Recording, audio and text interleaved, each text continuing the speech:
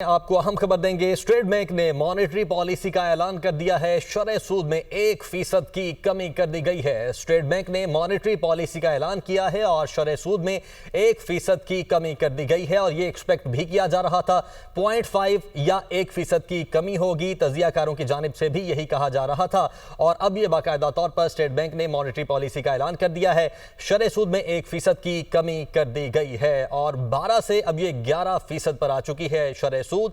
State bank ने monetary policy का ऐलान कर दिया है और शरह सूद में 1% की कमी कर दी गई है। माहिरीन की जानिब से भी यही कहा जा रहा था कि 0.5 से 1% की कमी मुतवक्के है और अब यह बाकायदा तौर पर ऐलान कर दिया गया है। स्टेट बैंक ने मॉनेटरी पॉलिसी का ऐलान किया है और शरह सूद में 1% की कमी कर दी गई है।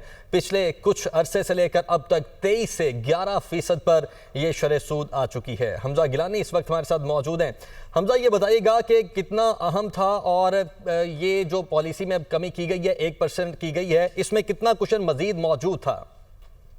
देखिए, गुंजाइश तो बहुत सी बिजनेस कम्युनिटी ने मुतालबा किया था कि सिंगल डिजिट में लेकर आइए इंटरेस्ट रेट पॉलिसी को। बहरहाल 100 बेसिस पॉइंट की कमी की है। ये एक गुड स्टेप है स्टेट बैंक ऑफ पाकिस्तान की जानिब से, क्योंकि एक बड़ा हल्का ये समझ रहा था कि अनचेंज रखा जाएगा, जैसे कि पिछली बार हमने इंटरेस्ट रेट को अनचेंज देखा था 12% पे। बहरहाल 100 बेसिस पॉइंट कम किए हैं। स्टेट बैंक ने नई मॉनेटरी पॉलिसी का ऐलान अभी कर दिया है। 12% से 11% पे आ गई है शरह सूद। माली साल की, रवा माली साल की ये आखिरी मॉनेटरी पॉलिसी थी और इसमें एक अच्छा साइन है जो स्टेट बैंक ने 100 बेसिस पॉइंट कम करके दिया है और इसकी बुनियादी वजह है अफरात ज़र की रफ्तार में मुसलसल कमी, करंट अकाउंट का मुसलसल सरप्लस होना। ये तमाम अवामिल बने हैं जिसकी वजह से स्टेट बैंक ने मॉनेटरी पॉलिसी के अंदर 100 बेसिस पॉइंट की कमी की है। 11,000 बेसिस पॉइंट जो हैं वो कम हुए हैं मजमूई तौर पे। इंटरेस्ट रेट 22% से घट के इस वक्त 11% पे आ गया है और एलामिया के अंदर जो स्टेट बैंक ने ये मतलब अपनाया है कि हमारा जो करंट अकाउंट बैलेंस है वो मुसलसल सरप्लस है। हमारी रेमिटेंसेज जो है वो रिकॉर्ड सतह पर आई हैं। हमारा जो ओवरऑल खाका है मजमूई तौर पे वो बेहतर हुआ है और सबसे बड़ी बात है कि अफरात ज़र के बढ़ने की जो रफ्तार है वो कई दहाइयों के बाद मुसलसल घट के नीचे आई है। तो यही तमाम अवामिल बने हैं जिसके बाद ये फैसला किया गया है कि 100 बेसिस पॉइंट को कम किया जाए। और सुबह इजलास हुआ मॉनेटरी पॉलिसी कमेटी का और इसकी सदारत गवर्नर स्टेट बैंक ने की थी। तमाम मौशी एदाद-ओ-शुमार का जायजा लिया था और उसके बाद ये फैसला किया गया है कि मॉनेटरी पॉलिसी के अंदर 1% की कमी की जाए, यानी 100 बेसिस पॉइंट घटाए गए हैं। इंटरेस्ट रेट 12% से घटकर 2 माह के लिए 11% पे आ गया है। ठीक।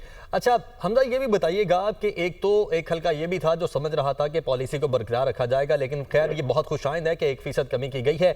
लेकिन दूसरी जानिब ये बताइएगा कि कुशन चूंकि अभी भी मौजूद है तो साल के आखिर तक हम क्या एक्सपेक्ट कर सकते हैं? देखें, कुशन बिल्कुल मौजूद है। जब हमें IMF से अगर ट्रांच मिल जाती है, हमारा इंटरनेशनल रिसेशन जो पूरी दुनिया के अंदर रिसेशन का आलम है वो अगर कम हो जाता है और बॉर्डर की टेंशन कम हो जाती है तो यकीनन अंदर हमारे दिनों में इंटरेस्ट रेट मजीद कम होगा और यही गुमान किया जा रहा है कि नेक्स्ट फिस्कल ईयर के अंदर इंटरेस्ट रेट 9.5 से 10% तक हो सकता है। बहरहाल federation chamber of commerce, Karachi chamber of commerce और दीगर एसोसिएशन ने यह मुतालबा किया था कि इंटरेस्ट रेट को सिंगल डिजिट पे लाया जाए ताकि सनती सरगर्मियां मुतासिर ना हो, मामूल के मुताबिक रवा रहे। और उड़ान पाकिस्तान प्रोग्राम भी हमारे सामने है तो बिजनेस कम्युनिटी का बड़ा दबाव था कि इंटरेस्ट रेट को सिंगल डिजिट में लाया जाए। बहरहाल स्टेट बैंक ने 100 बेसिस पॉइंट की कमी की है। कुशन अभी भी मौजूद है। आइंदा वाले दिनों में अगर हम ट्रेड डेफिसिट से बाहर निकल आते हैं, हमारी कोर इन्फ्लेशन मजीद घट जाती है, हमारी GDP बेहतर हो जाती है, हमारी रेमिटेंसेज मजीद बढ़ती हैं, हमारी एक्सपोर्ट थोड़ी बेहतर होती है और हम ट्रेड डेफिसिट से बाहर निकल आते हैं और प्राइवेटाइजेशन के फार्मूले पर अमल कर लेते हैं, तो ये तमाम अवामिल हैं जो हमारी मईशत को सपोर्ट करेंगे और हमारे पास एक स्पेस बनेगा, गैप बनेगा कि हम इंटरेस्ट रेट को मजीद घटा सकें। राइट। अच्छा हमदा, ये भी बताएगा जो मैंने पहले बात की, जो हल्का ये समझता था कि शायद इसको बरकरार रखा जाएगा, उसकी रीजन यही थी जो इस वक्त पाक इंडिया कशीदगी चल रही है, तो स्टेट बैंक ने इस सिचुएशन को कैसे एनालाइज किया? देखें, सिर्फ बॉर्डर की टेंशन को ही हम सामने नहीं रखेंगे बल्कि हम ट्रेड डेफिसिट के नंबर को भी सामने रखेंगे। हम ट्रेड डेफिसिट का मुसलसल शिकार हैं। उसके बाद इंटरनेशनल रिसेशन यानी कसाद बाजारी का भी हमें सामना है। उसके बाद ये तमाम चैलेंजेस हैं जिसको सामने रखकर ये गुमान किया जा रहा था कि हो सकता है कि इंटरेस्ट रेट को अनचेंज रखा जाए, लेकिन दूसरी जानिब जो महंगाई बढ़ने की रफ्तार है, कोर इन्फ्लेशन है, वो मुसलसल घट रहा है। हम सरप्लस में, करंट अकाउंट बैलेंस हमारा बेहतर हो रहा है। इसके अलावा रेमिटेंसेज में हमें बहुत ज्यादा ठीक है, करंट अकाउंट बैलेंस बेहतर हो रहा है। बहुत शुक्रिया आपका हमजा।